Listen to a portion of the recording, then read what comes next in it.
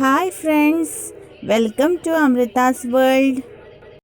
ನಾನಿವತ್ತು ಟೇಸ್ಟಿಯಾದಂತಹ ಒಂದು ದೋಸೆಯ ರೆಸಿಪಿಯೊಂದಿಗೆ ಬಂದಿದ್ದೇನೆ. ನಾವಿವತ್ತು ಮಾಡಲಿಕ್ಕಿರೋದು ಮುಳ್ಳು ಸೌತೆಯ ದೋಸೆ.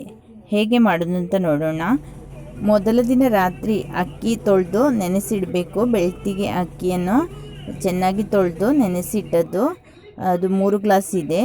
ನಂತರ ನಮಗೆ ಮುಳ್ಳು ಸೌತೆಯನ್ನು ಚೆನ್ನಾಗಿ ತೊಳೆದು ಈ ರೀತಿ ಚಿಕ್ಕ ತುಂಡುಗಳಾಗಿ ಮಾಡಿಡಬೇಕು.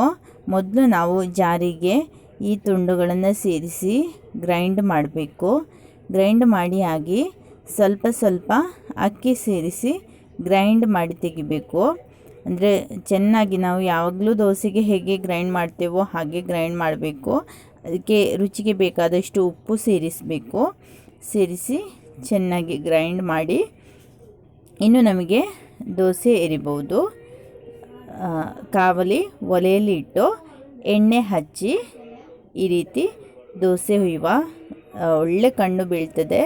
ತುಂಬ ಟೇಸ್ಟಿಯಾಗಿ ಮುಳ್ಳು ಸೌತೆಯ ಪರಿಮಳ ಕೂಡ ಇರ್ತದೆ. ಈ ದೋಸೆಗೆ ಅರಿವಾಗ ನೀರು ಸೇರಿಸುವ ಅಗತ್ಯ ಬರುವುದಿಲ್ಲ. ಯಾಕಂದರೆ ಮುಳ್ಳು ಸೌತೆಯನ್ನು ಅರಿವಾಗ ಅದರಲ್ಲಿ ನೀರು ಬರ್ತದೆ.